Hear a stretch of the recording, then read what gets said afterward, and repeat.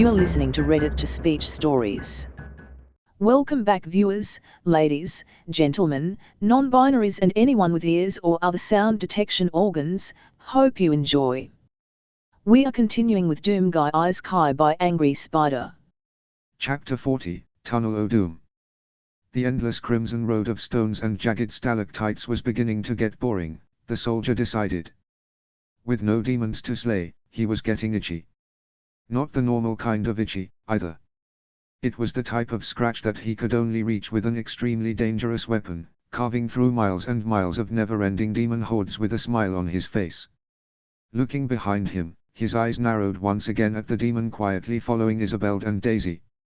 He was ensuring that his body language was as submissive and non-threatening as possible, but the soldier only had to recall how he'd treated his fellow Hellspawn and he wanted to blast him in the face with a super shotgun. Well, to be fair, he wanted to do that with or without the demon's actions. If it had red skin and horns, there was a good chance he was going to blow its head off its shoulders sooner or later. Until Tagril made a move, though, the soldier would stick with the agreement he made. It would be nice if the thing would just go ahead and betray them already. That itch was getting worse as they walked.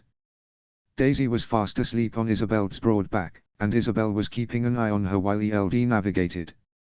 The soldier still hadn't seen the Orthrus fight since they got the new armor, and he was curious to see how much of an improvement there'd be. As for Daisy herself, the soldier was slightly worried about her. The leapery was relatively small when compared to the soldier or even Alice, and while she'd displayed remarkable speed before, her ribs were still visible. Even after the soldier's healing punch, he could see the faintest vestiges of scars wrapping around her stomach.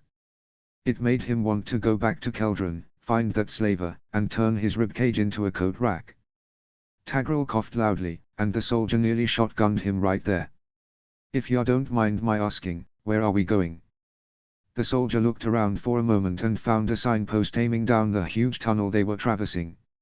It happily read, 5 miles to Despair. "If you want to live, this isn't the place to do it." Nodding thoughtfully, Tagril added, "And we're just going to walk on in and start murdering everything, yes?" Every word the demon spoke made sparks hurtle around the soldier's boots. It wasn't that he was being rude or violent. Except it actually was, the soldier realized. This demon didn't sprint towards him full tilt, arms outstretched and teeth bared for a fight to the end. He didn't stand back and hurl plasma at the soldier, only to run when the soldier inevitably chased after him. Tagril didn't so much as growl at him. It was so unlike the demons the soldier had been fighting that he genuinely didn't know what to do about him. Was he faking it? He had to be planning something. They hadn't run into any foot traffic on their way through the tunnel. In fact, they hadn't seen so much as a forked tail.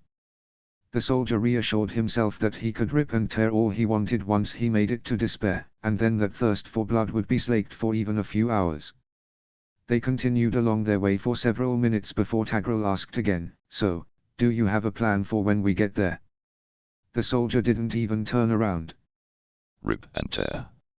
If he saw that demon's face one more time he was pretty sure he'd take it off his head. Tagril nodded once again. "And do you think this plan will work?" Daisy snapped into awakeness, looking around blearily. What's going on?" Walking up next to her, Tagril politely told her, "We were discussing the plan for how to take out the entire city of Despair. All we've got so far is rip and tear." Rubbing at her eyes, Daisy sat up on Isabel's back, yawning. "Well, it worked for Brimstone, didn't it?" He agreed, "True, but Despair has quite a lot more security.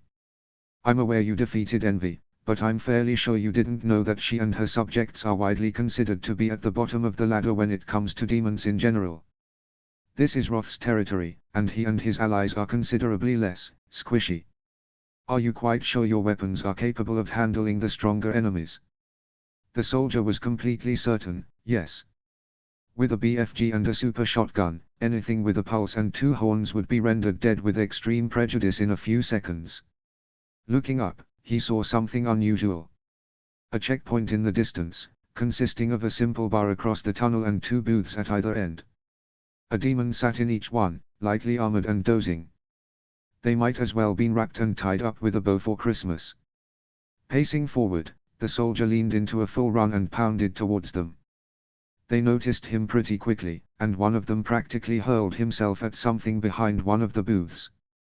A faint shimmer of purple laid itself across the tunnel, stretching from one side to the other and spanning all the way to the ceiling. The soldier charged towards it, and a moment later, made contact. He practically bounced off of it, the light rippling as though a stone had been hurled into a lake, and the soldier stumbled backward. Glaring at the barrier for a moment, he watched the two demons nervously exit their booths and take a look at the soldier. They started laughing, and one of them shouted, "Yeah, how you like that? Try and kill us from there, monster." The soldier obliged. Stomping towards the barrier, he removed his chain gun and set the barrels spinning. Seconds later, he unloaded a barrage of bullets into the violet light, sending rapid-fire ripples blasting across it. The noise was immense, and Daisy held her ears close to her body, hugging them tightly with both arms. Isabel put their paws over their ears. Tagrel seemed unaffected. You have expended all mana. Magic armaments deactivated. His chain gun dissolved into crimson energy and fueled back into the soldier mere seconds after he'd started firing. He'd forgotten that the thing used his mana as an energy source. Due to his murder machine perk, he'd gotten used to slaying enough demons that it refilled instantly. Apparently that wouldn't work here. Most would have given up there and tried to talk their way in. The soldier was far from being most people. Grabbing the blue notification, he experimentally stabbed it into the purple light, and it went through without resistance. Pleasantly surprised, the soldier waited. Huh. Didn't know that'd happen. I take it you have a plan. Seizing the second board, the soldier used it to cut through the barrier again, and the smiles on the demons' faces began to fade. The soldier kept adding more and more boards as Handyman continued to talk, and after the 10th one, a hole appeared in the light, rimmed by notification boards. The soldier stepped through, and the demons wet themselves. End of chapter. If you enjoyed, like, subscribe, click the bell so you don't miss any episode and do all the other YouTube stuff. Visit and support the author. All the relevant links are in the doobly-doo, and comment your opinions, good or bad. And I'll see you next time. And as usual, have a wonderful day.